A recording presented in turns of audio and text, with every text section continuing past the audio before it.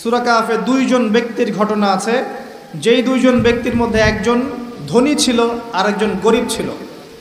ধনী বন্ধু বস্তুবাদী ছিল, দুনিয়াদার এবং আল্লাহ বিরোধী, আর গরিব বন্ধু ছিল আল্লাহওয়ালা মানুষ, দুনিয়াদার না আল্লাহওয়ালা মানুষ। আল্লাহ পাক এই দুই বন্ধুর কথোপকথন এবং ধনী বন্ধুর কি পরিণতি হয়েছে শেষমেশ, এটা এই সূরার মধ্যে বলেছেন। এটা একটা চমৎকার গল্প। ঠিক ধনী বন্ধু এবং গরিব বন্ধুর গল্প বলার পরে আল্লাহ পাক দুনিয়ার জীবনের উদাহরণ দিয়েছেন। দুনিয়ার জীবনটাও ঠিক এমনই, ঠিক ধনী বন্ধুটা দুনিয়াকে যেমন ভেবেছিল দুনিয়াটা এমনই। যাই হোক, এই সূরা আরও আছে ইয়াজুজ আর মাজুজের কথা, নাম শুনেছেন? শেষ জামানায় বিশাল একটা ফিতনা আসবে, তার নাম কি? ইয়াজুজ আর মাজুজ। ওরা না আসা পর্যন্ত কিয়ামত হবে না। আর আমরা দেখতে পাচ্ছি অলরেডি কিছু সভ্যতার মধ্যে তাদের খাসলত বা চরিত্র দেখা যাচ্ছে। আমি বলছি না যে ওরাই ইয়াজুজ মাজুজ, এটা বলছি না, স্বভাব চরিত্র বলছি। কি চরিত্র? ইন্না ইয়াজুজ ওয়া মাজুজ মুফসিদুনা ফিল আরদ। ইয়াজুজ আর মাজুজ সম্পর্কে দুইটা আয়াত আছে মাত্র কোরআনে, মাত্র দুইটা। একটা সূরা আম্বিয়ার মধ্যে আর একটা হচ্ছে সূরা কাহফের মধ্যে। সূরা কাহফে আল্লাহ পাক বলছেন ইন্না ইয়াজুজ ওয়া মাজুজ মুফসিদুনা ফিল আরদ। ইয়াজুজ আর মাজুজের চরিত্র হচ্ছে তারা দুনিয়াতে ফিতনার ফাসাদ সৃষ্টি করেছে। কি করেছে? তাহলে যারা এখন সারা বিশ্বব্যাপী ফিতনার ফাসাদ সৃষ্টি করছে, তাদের চরিত্র কার সাথে তুলনা করা যায়? এটি কি অপরাধ হবে? এই সূরার মধ্যে এটা আছে। এই সূরার মধ্যে আরও আছে একটা বিশাল ঘটনা এবং সবচেয়ে ইম্পর্টেন্ট ঘটনা, সেটা হচ্ছে নবী মূসা আলাইহিস সালাম এবং খিদর আলাইহিস সালামের ঘটনা। নবী মূসা আলাইহিস সালাম ভাষণ দিচ্ছিলেন এবং জনগণের মধ্যে একজন বললেন, আপনি তো অনেক চমৎকার ভাষণ দিচ্ছেন, আপনার চেয়ে কোনো জ্ঞানী মানুষ কি আছে? নবী মূসা আলাইহিস সালাম বলেছেন, না, নেই।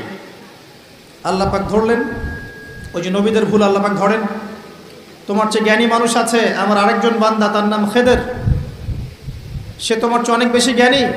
নবী মূসা আলাইহিস সালাম বললেন, আমি তার সাথে মিট করতে চাই, কোথায় তাকে পাবো? আল্লাহ পাক বললেন, একটা মাছ নাও, মাছ, এই মাছটা যেখানে গিয়ে জীবন্ত হয়ে যাবে এবং যেখানে দুইটা সাগর মিলিত হবে, এখানেই তুমি তাকে পাবে। তিনি সফর করা শুরু করলেন। সফর করতে করতে করতে করতে এক পর্যায়ে ক্লান্ত হয়ে পড়লেন, রাস্তা ভুল করলেন। তার সঙ্গীকে বললেন, খাবার নিয়ে আসো। তার সঙ্গীর নাম ছিল ইউশা বিন নুন, যিনি পরবর্তীতে নবী হয়েছিলেন। তিনি বললেন, খাবার চলে গেছে মাছে পানির মধ্যে, আমি আপনাকে বলতে ভুলে গিয়েছিলাম।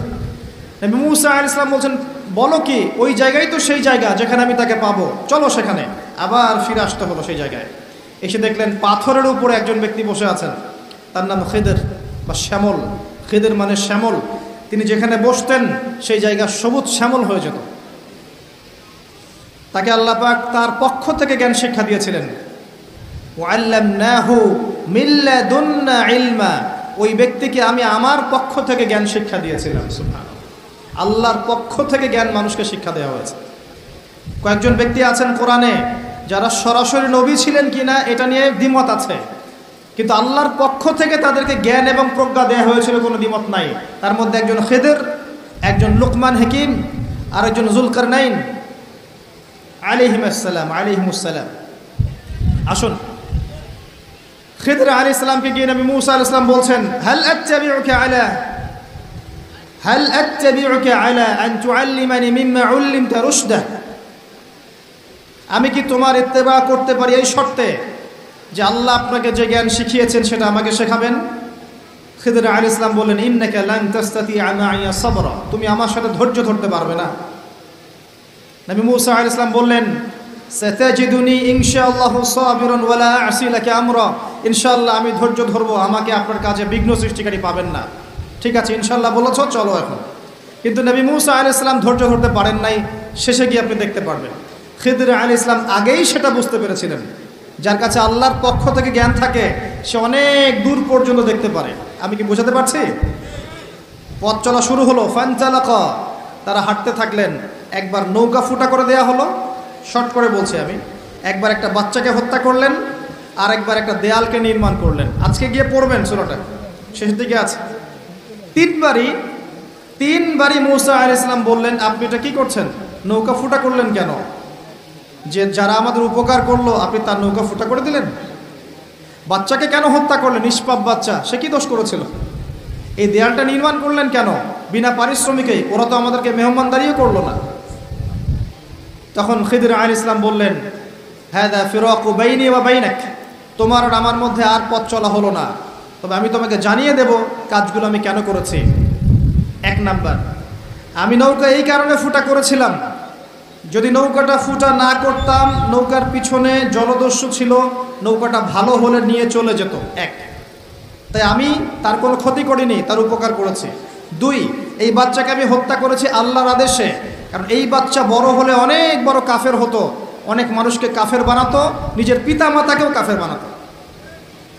তিন, এই দেয়াল আমি নির্মাণ করেছি এই কারণে, এই দেয়ালের নিচে এই বাড়ির 2 জন এতিম বালকের পৈতৃক সম্পত্তি আছে, যদি নির্মাণ না করতাম মানুষ নিয়ে চলে যেত, তাই বিনা পারিশ্রমিকেই আমি কাজটা করেছি।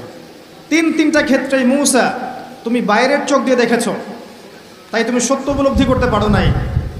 তিনটা ক্ষেত্রেই আল্লাহর নূর দিয়ে খিদর আলাইহিস সালাম দেখেছেন বলেই তিনি সঠিক পথের সন্ধান পেয়েছেন। আমি কি বোঝাতে পারছি? সূরা কাহফ আপনাকে এই গল্প কেন শিক্ষা দিচ্ছে, একটু মনোযোগ দেন। সূরা কাহফে আপনাকে এই গল্পটা কেন দেয়া হচ্ছে, কেন শিক্ষা দেওয়া হচ্ছে? কারণ সূরা কাহফ এর মাধ্যমে আপনি কিভাবে দাজ্জালের ফিতনা থেকে বাঁচবেন সেটা আপনি এক চোখ দিয়ে বুঝতে পারবেন না, আপনাকে আগে খিদির হতে হবে, তারপরে বুঝতে পারবেন। আমি কি বোঝাতে পারছি ভাই? আগে আমাদেরকে খিদির আলাইহিস সালামের মতো হতে হবে, 2 চোখওয়ালা, যার শুধু বাইরের চোখ ছিল না, ভিতরের চোখও ছিল, এবং জীবন্ত কলব ছিল, কলবে নূর ছিল, অনেক দূর পর্যন্ত দেখতে পারতেন কি হচ্ছে সামনে, কি হতে যাচ্ছে। আল্লাহ পাক তাকে সেই হিকমা, প্রজ্ঞা, জ্ঞান দিয়েছিলেন। এই হিকমা, এই প্রজ্ঞা, এই জ্ঞান কখন আসবে? যখন মনের মধ্যে কোনো হিংসা থাকবে না, কোনো বিদ্বেষ থাকবে না, কোনো রিয়া থাকবে না, কোনো অহংকার থাকবে না, যখন মনের মধ্যে স্বচ্ছতা থাকবে, পরিচ্ছন্নতা থাকবে, দুনিয়ার পূজা থাকবে না, পরকাল কেন্দ্রিক চিন্তা ভাবনা থাকবে, বেশি বেশি কোরআন তেলাওয়াত করবে, বেশি বেশি আল্লাহর জিকির করবে, বেশি বেশি আল্লাহর জিকিরে জিহ্বাকে সিক্ত রাখবে, কলবকে পরিষ্কার রাখবে, নূরওয়ালা মানুষের কাছে গিয়ে পড়ে থাকবে, তখন গিয়ে কলব জীবিত হবে, তার আগে হবে না। আমি মনে হয় বুঝাতে পারছি না। যখন এরকম হবে কলবের অবস্থা, তখন আপনি ইনশাআল্লাহ 2 চোখ দিয়ে দেখতে পারবেন ইনশাআল্লাহ তাআলা। তখন বুঝবেন কি কারণে সূরা কাহফ আপনাকে দাজ্জালের ফিতনা থেকে বাঁচাবে। এখন আমি যদি আপনাকে প্রশ্ন করি, সূরা কাহফের মধ্যে কি আছে যা আপনাকে মাসিহুদ দাজ্জালের ফিতনা থেকে বাঁচাতে পারে, কি উত্তর দিবেন? কে উত্তর দিতে পারবেন বলেন? সূরা কাহফের মধ্যে কি এমন আছে যা আপনাকে মাসিহুদ দাজ্জালের ফিতনা থেকে বাঁচাবে? কে উত্তর দিতে পারবেন? বলেন বলেন, সাহস করেন। কি আছে? অন্য সূরায় কি নেই, এখানে কি আছে স্পেশাল যে আপনাকে মাসিহুদ দাজ্জালের ফিতনা থেকে বাঁচাবে? নবীজি বলেছেন গ্যারান্টি, প্রথম 10 আয়াত শেষ 10 আয়াত মুখস্থ করেন, আপনাকে দাজ্জালের ফিতনা থেকে বাঁচানো হবে। আপনার জীবদ্দশায় দাজ্জাল বের হলেও আল্লাহ আপনাকে বাঁচাবে। কি আছে এই সূরায়? আচ্ছা, বাসায় গিয়ে খুঁজেন, গবেষণা করেন, চিন্তা করেন কি আছে। আমি একটা ক্লু দিচ্ছি। আসহাবুল কাহফ, এই গুহাবাসী, এই 7 জন বা 9 জন যুবক, তাদের গল্পের মধ্যে সেই শিক্ষা আছে, সেই কারণ আছে, যেই কারণ আপনাকে দাজ্জালের ফিতনা থেকে বাঁচাবে সূরা কাহফের মাধ্যমে। বাকিটা আপনি খুঁজে নিতে পারবেন? সাহস নাই? সহজ করে দিচ্ছি, কারণ আমাদের বক্তব্য অনলাইনে যাচ্ছে, তারাও দেখবে। আসহাবুল কাহফ এমন একটা সমাজে বাস করতেন, যেই সমাজটা ছিল দাজ্জালের ফিতনার মতোই। সেখানে শিরক ছিল, সেখানে সুদ ছিল, জেনা ছিল, ব্যভিচার ছিল, মূর্তি পূজা ছিল, ফিতনা ছিল, ফাসাদ দিয়ে ভর্তি। আসহাবুল কাহফ এমন একটা সমাজের মধ্যে থাকতেন, ঠিক এখনকার বিশ্বের মতোই অনেকটা। কথা কি বুঝতে পারছেন? ঠিক এখনকার বিশ্বের মতোই অনেকটা, যেখানে ফাসাদ, এখানে প্রতিটা ক্ষেত্রেই ফাসাদ, শিরক আছে, হারাম আছে, জুয়া আছে, দুর্নীতি আছে, আপনার মুসলিমদের বিভক্তি আছে, বেদাত আছে, সুদ আছে, ঘুষ আছে, দুর্নীতি আছে, জেনা আছে, ব্যভিচার আছে, কি নাই? সব আছে। কি নাই? নাই কি বলেন তো? সমকামিতাও আছে, মেয়েও মেয়েকে বিয়ে করতে চায় এখন। এরপরে কি হবে জানেন? এরপরে কি হবে? আচ্ছা, আমার লেকচার আপনারা আগে শোনেন নাই কখনো? সমকামিতার কথা বলেছিলাম, আর পরের স্টেপটাও বলে যাচ্ছি শোনেন। ফেমিনিস্ট রেভলিউশনের মাধ্যমে নারী পুরুষের এই যে আমরা একাকার একটা ফ্রি মিক্সিং করেছি না, এগুলোর মধ্য দিয়ে আস্তে আস্তে আস্তে আস্তে নারীর সম্মান কমে গেছে, 1 নাম্বার। 2 নাম্বার, বৈবাহিক সম্পর্কগুলো ঠুনকো হয়ে যাচ্ছে দিন দিন। জেনা বেড়েছে, ধর্ষণ বেড়েছে, ব্যভিচার বেড়েছে। আস্তে আস্তে আস্তে আস্তে দেখবেন মেয়েদের প্রতি আকর্ষণ কমে গিয়ে ছেলে ছেলেকে বিয়ে করা শুরু করবে, মেয়ে মেয়েকে বিয়ে করা শুরু করবে। নবী সাল্লাল্লাহু আলাইহি ওয়াসাল্লাম বলেছেন, আমার উম্মতের মধ্যে সমকামিতা ব্যাপকভাবে ছড়িয়ে না পড়া পর্যন্ত কিয়ামত হবে না। কি বুঝলেন? আমার উম্মত যতদিন পর্যন্ত মূর্তি পূজা করছে না ততদিন কিয়ামত হবে না। আর এমন একটা সময় আসবে যখন মসজিদ থাকবে চাকচিক্যময়, হেদায়েত থাকবে না। কোরআন থাকবে বইয়ের মধ্যে, কিতাব আকারে, এর হেদায়েত মানুষের মধ্যে থাকবে না। ইসলামের নামটুকু থাকবে, ইসলামের শিক্ষা থাকবে না। এবং আসমানের নিচে জমিনের উপরে সবচেয়ে নিকৃষ্ট মানুষ হবে তারা, যারা এক শ্রেণীর আলেম, যারা দুনিয়ার বিনিময়ে দিনকে বিক্রি করে খায়। টাটকা হাদিস তিরমিজির মধ্যে আছে। আমি আপনাকে বলছি, এই ফিতনাগুলোর পরে এসেছে এই সমকামিতা এবং চাইল্ড অ্যাবিউজিং, বাচ্চাদেরকে ধর্ষণ করা। এরপর দেখবেন মেয়েদের প্রতি আগ্রহ কমতে কমতে বাচ্চাদেরকে মানুষ ধর্ষণ করা শুরু করে। কারণ পর্নোগ্রাফি দেখতে দেখতে মানুষের মাথাটা পশুর মতো হয়ে গেছে। একটা মেয়ের দিকে সে আর সম্মানের চোখে তাকাতে পারে না। একটা মেয়ে বাচ্চাকে কোলে নিলেও সে তাকে মানে কি বলবো, বাচ্চাদের মতো আদর করতে পারে না, নোংরাভাবে আদর করে। আমার কথা বুঝতে পারছেন না মনে হয়? যেভাবে বাচ্চাদের প্রতি ধর্ষণ বেড়েছে, এটা কি আগের 100 বছরে ছিল ভাই? ছিল? আর যারা এগুলো করেছে এদের সবার কি বিচার হয়েছে? যদি এভাবে বিচার না হয় তারা কি উৎসাহিত হবে না? এখন ইসলাম যে বলেছে এদের বিচার প্রকাশ্যে করতে হবে, ইসলাম কি অপমান করেছে? ইসলাম কি অন্যায় করেছে কোনো? ইসলাম কি মানবতা গর্হিত কোনো কাজ করেছে? এরপর কি হবে সেটাও শোনেন। চাইল্ড অ্যাবিউজিং বাড়বে, তারপরে আসবে, এটা বলতে আমার ঘৃণা লাগছে কিন্তু এটা হবে, এটা আপনি লিখে রাখতে পারেন ইনশাআল্লাহ। ওয়ামা তাওফীকি ইল্লা বিল্লাহ আলাইহি তাওয়াক্কালতু ওয়া ইলাইহি উনীব। আমি আল্লাহর প্রতি তাওয়াক্কুল করে কথা বলছি, ভুল হলে আমার পক্ষ থেকে, সঠিক হলে আল্লাহর পক্ষ থেকে। মানুষ জীবজন্তুর সাথে জেনা করা শুরু করবে, মানুষ জীবজন্তুর সাথে জেনা করবে। রেকর্ড হচ্ছে, আজকে থেকে 5 বছর পরে দেখে নিতে পারো ইনশাআল্লাহ। আল্লাহু আলাম। আমি ভবিষ্যৎ বক্তা নই। বর্তমান সম্পর্কে যারা ওয়াকেফহাল নয় তাদের কাছে বর্তমানকে মনে হয় ভবিষ্যৎ। যারা বর্তমান সম্পর্কে ওয়াকেফহাল তারা বুঝতে পারবে এগুলো ভবিষ্যৎ বাণী নয়, এগুলো বর্তমান চলছে। আসেন ওইদিকে আমরা না যাই। তো আসহাবুল কাহফের সমাজটা ঠিক এমন ছিল, একদম জাহিলিয়াতিপূর্ণ, ঠিক দাজ্জালীয় সভ্যতার মতোই, যে দাজ্জাল থেকে আপনি পালাতে যাচ্ছেন।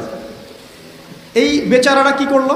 এই বেচারারা ছিল ওই সময়কার প্রশাসনের উচ্চপদস্থ কর্মকর্তার ছেলে। আল্লাহর কি কাজ! যেমন তেমন মানুষ ছিল না তারা, প্রশাসনের উচ্চপদস্থ কর্মকর্তাদের ছেলে ছিল তারা, এই 7 জন বা 9 জন যুবক। আল্লাহ পাক তাদেরকে ইমানের নূর দিলেন, তারা ইসলাম কবুল করলো। সুবহানাল্লাহ। ইসলাম কবুল করে ইমানকে গোপন করে রাখলো। গোপন করে রেখে তারা ভিতরে ভিতরে দাওয়াতি কাজ করত। এক পর্যায়ে মানুষ যখন জেনে ফেললো যে তারা মুসলিম হয়ে গেছে, তখন তাদেরকে রাজদরবারে নিয়ে আসা হয়েছে। আলটিমেটাম দেওয়া হচ্ছে 3 দিনের মধ্যে ধর্ম ত্যাগ করতে হবে, না হলে তোমাদের গর্দান উড়িয়ে দেওয়া। বুঝতে পারছেন কোথায়? এই বাচ্চার নাম ছিল দাকিয়ানুস। কি নাম? দাকিয়ানুস। এই বাচ্চা আলটিমেটাম দিল। তো তারা কিন্তু ওই সমাজের মধ্যে কোনো জঙ্গিবাদী কর্মকাণ্ড করলো না, কোনো সন্ত্রাস ছড়ালো না, তারা কিন্তু কোনো বিদ্রোহ করলো না। তারা আস্তে করে ওই সমাজ থেকে চলে গেল। ওই সমাজ থেকে চলে গেল, হিজরত করে চলে যাচ্ছে হয়তো কোনো একটা জায়গায়। কোথায় যাচ্ছে আল্লাহ পাক সেটা বলেননি যে কোথায় যাচ্ছিল তারা। আল্লাহ পাক শুধু বলেছেন যে তারা এখান থেকে ফিতনা থেকে বের হয়ে, ফিতনাময় পরিবেশ থেকে বের হয়ে, সাথে একটা কুকুর ছিল, কুকুর, এই কুকুরকে নিয়ে তারা চলে যাচ্ছে, বাড়ি ঘর সহায় সম্পত্তি সব ছেড়ে দিয়ে ঈমান নিয়ে কোথাও চলে যাচ্ছে এই ফিতনাময় পরিবেশ থেকে অনেক দূরে, ডিসকানেক্টেড। যেতে যেতে রাত্রেবেলা একটা গুহার মধ্যে আশ্রয় নিয়েছে। রাত্রেবেলা ঘুম এসেছে, ক্লান্ত হয়েছে, একটা গুহার মধ্যে আশ্রয় নিয়েছে। ব্যাস এই গুহাতেই ঘটনা। আল্লাহ পাক 309 বছর ঘুম পাড়িয়ে রেখে দিয়েছে। কথা বুঝতে পারছেন? এরপরে তারা যখন জাগনা পেল, আল্লাহ পাক 309 বছর পর যখন জাগ্রত করলেন, উঠে তারা বলছে একজন একজনকে যে কাম লাবিসতুম, কতদিন ঘুমিয়েছিলাম? একজন বলছে লাবিসনা ইয়াওমান আও বা'দা ইয়াওম, একদিন ঘুমিয়েছি বা একদিনে কিছু অংশ ঘুমিয়েছি। আর একজন বলছে রব্বুকুম আ'লামু বিমা লাবিসতুম, আল্লাহই ভালো জানে আমরা কতদিন ঘুমিয়েছি। যাই হোক, এই মুদ্রাগুলো নাও, এই মুদ্রাগুলো নাও, নিয়ে বাজারে যাও, বাজারে গিয়ে ফালিয়ানজুর আইয়ুহা আসকাতু আমা, দেখো যে পবিত্র খাবার কোনটা আছে নিয়ে আসো, আমরা ক্ষুধার্ত। ঘুম থেকে উঠে এতটুকু বলেছে আমরা ক্ষুধার্ত, আমরা কতদিন ঘুমিয়েছিলাম, ব্যাস এতটুকু। আর তারা তো জানে যে আমরা এই পথ দিয়ে এসেছি গতকাল, কবে? তারা তো জানে না 309 বছর পার হয়ে গেছে, জানে? তাই মুদ্রা দিয়ে পাঠাচ্ছে, যাও খাবার নিয়ে আসো, ক্ষুধা লাগছে। কতদিন ঘুমিয়েছিলাম সেটা নিয়ে পরে ডিসকাস করা যাবে, আগে খাই, আগে ক্ষুধার্ত, আগে খাই। আচ্ছা, এবার বাই দ্য ওয়ে, ওই যে মুদ্রাটা সাথে করে নিয়ে সে বাজারে গেল, গিয়ে সেই মুদ্রা দিয়ে রুটি কিনতে যাচ্ছে, রুটি। এবং রাস্তাঘাট তার কাছে অপরিচিত মনে হচ্ছে, যে এই রাস্তায় তো আগে আসছি বলে মনে হচ্ছে না, আমরা তো রাস্তা খুব ভালো করে চিনি, এখানে তো এগুলো ছিল না। মনে করেন আপনি এখানে ঘুমিয়ে গেলেন, 309 বছর পর আল্লাহ পাক আপনাকে উঠালেন, ওঠার পর আপনার কী অবস্থা হবে? কী অবস্থা হবে? চিনবেন কিছু আশপাশের? আপনি তো মনে করেন স্বপ্ন দেখছেন আপনি, অথবা আপনি পাগল হয়ে গেছেন, তাই না? ওদেরও সেম অবস্থা হলো। এই বেচারা যে বাজারে গিয়েছে মুদ্রা নিয়ে, ওর তো অবস্থা খারাপ, কি অবস্থা, আমি কোথায় আসলাম? যাই হোক, মুদ্রা দিয়েছে, রুটি কিনতে চাচ্ছে। এবার মুদ্রাটা দেখে রুটিওয়ালা বলছে যে এই গুপ্তধন কোথায় পাইছো ঠিকঠাক বলো, নাহলে কিন্তু পুলিশের হাতে তুলে দেবো। গুপ্তধন কোথায় পাইছো? এ বলে যে কিসের গুপ্তধন, আমরা এখানকার প্রশাসনের ছেলে, এইটা আমাদের টাকা, গুপ্তধন পাবো কোথায়? গতকালকে এখান থেকে বের হয়েছি, গুহায় রাত কাটালাম, আজকে চলে আসি। এ বলছে পাগল হয়ে গেছে, এখানে তো দাকিয়ানুস বাদশার সিলমোহর দেওয়া আছে, আর দাকিয়ানুস বাদশা তো 300 বছর আগে মারা গেছে, আমাকে পাগল মনে করো? এগুলো বলছে সে। এবার চিন্তা করেন ওই ব্যক্তির কি অবস্থা। কথা কি বুঝতে পারছেন? ঘটনা কি মজার না? অ্যামেজিং ব্যাপার। আল্লাহ পাক তাই বলছে, আম হাসিবতা আন্না আসহাবাল কাহফি ওয়ার রাকিম কানু মিন আয়াতিনা আজাবা, হে নবী আপনি কি ভেবেছেন আসহাবুল কাহফের ঘটনাটা অদ্ভুত বিস্ময়কর ঘটনা ছিল? আসলেই তাই ছিল, আসলেই তাই ছিল। একটু ক্লু দিই আপনাকে, মাথায় একটু নাড়া দেই। 309 বছর পরে একটা মুদ্রা নিয়ে বাজারে গিয়েছে। কত বছর পরে? তো 309 বছর ওই মুদ্রা পকেটে নিয়ে ঘুমানোর পরেও সেই মুদ্রার মান কিন্তু কমে যায়নি। আমি কি বুঝাতে পারছি? 309 বছর ওই মুদ্রা পকেটে নিয়ে ঘুমানোর পরে মুদ্রার মান কিন্তু কমে যায়নি, টাকার মান কিন্তু কমে যায়নি। আমার পকেটে কয় টাকা আছে দেখি, বেশি টাকা নাই ভাই, একটা 1000 টাকার নোট দেখতে পারো। এটা নিয়ে আমি যদি 300 বছর ঘুমাই, 300 বছর পর এই 1000 টাকার মান কি 1000 টাকা থাকবে? কোথায় যাবে সেই মান? এই 1000 টাকা উপার্জন করতে আমাকে যে শ্রম এবং সময় দিতে হয়েছে, যদি এর মান কমে যায় তাহলে সেই শ্রম এবং সময় কি নষ্ট হবে না? তাহলে আমার শ্রম এবং সময় কে চুরি করে খাচ্ছে? আমি কি বুঝাতে পারছি না?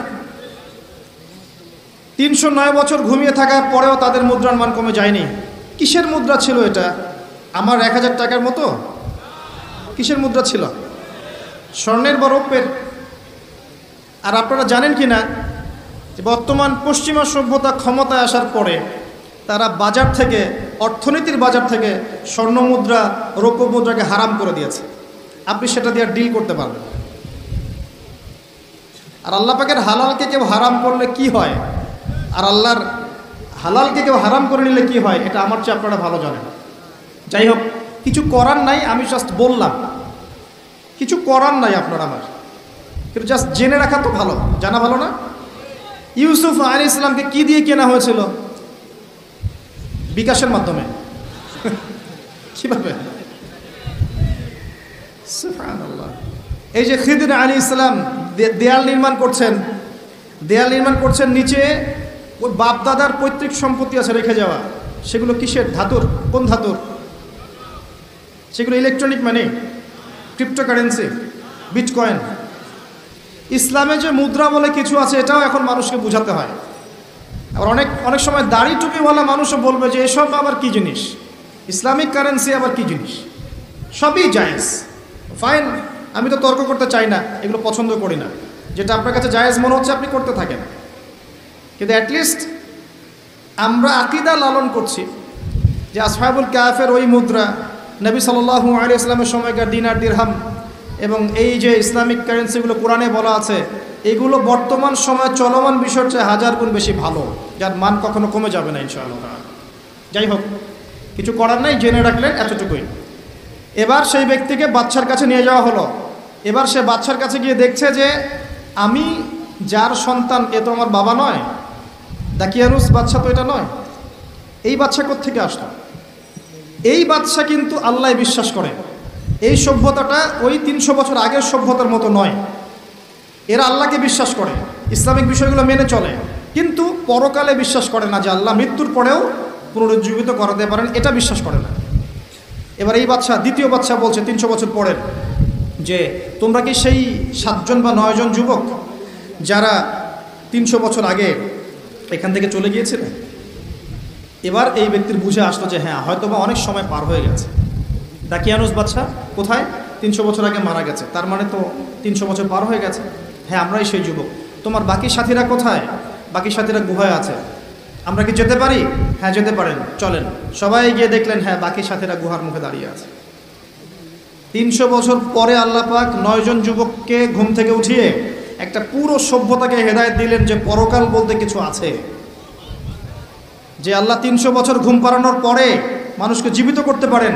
নিঃসন্দেহে সে আল্লাহ মৃত্যুর পরে মানুষকে বলেন পুনরুত্থিত করতে পারেন। কোনো সন্দেহ আছে? সন্দেহ নাই। এটা প্রমাণ করলেন আল্লাহ পাক। এখানে আপনার দাজ্জালের কি সম্পর্ক? তারা যেই সমাজ থেকে পালিয়ে গিয়েছিলেন সেই সোসাইটিটা ওই রকমই ছিল। দাজ্জালের সাথে আপনি ফাইট করতে পারবেন না। নবী ঈসা আলাইহিস সালাম সেই কাজটা করবেন, সেটা আম মুসলিমদের পক্ষে সম্ভব নয়। সবচেয়ে ভালো অপশন, নিজেকে ফিতনা থেকে ডিসকানেক্টেড করে ফেলেন, আসহাবুল কাহফের মতো। আপনি ফিতনা থেকে বেঁচে থাকবেন ইনশাআল্লাহ। আমি ক্লু দিতে পেরেছি? আমর ইবনে আস রাদিয়াল্লাহু আনহু বলছেন, ইয়া রাসূলুল্লাহ, যখন ফিতনার যুগ আসবে আমি কি করব? নবী সাল্লাল্লাহু আলাইহি ওয়াসাল্লাম বলছেন, তখন তুমি কম কথা বলবে। 1 নাম্বার, তুমি বেশি মানুষের সাথে কথা বলবে না।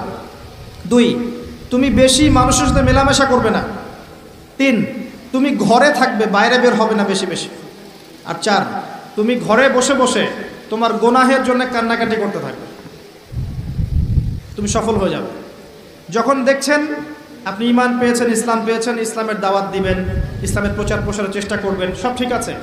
কিন্তু যখন দেখছেন চতুর্মুখী ফিতনায় আপনি কোনো মতেই টিকতে পারছেন না, তখন নিজেকে, নিজের পরিবারটাকে নিয়ে সাইড হয়ে যান, আলাদা স্বতন্ত্র থাকেন, নিজের দিন নিজে পালন করেন, ফিতনায় যায় না। আপনাকে আল্লাহ পাক দাজ্জালের ফিতনা থেকে বাঁচাবে ইনশাআল্লাহ।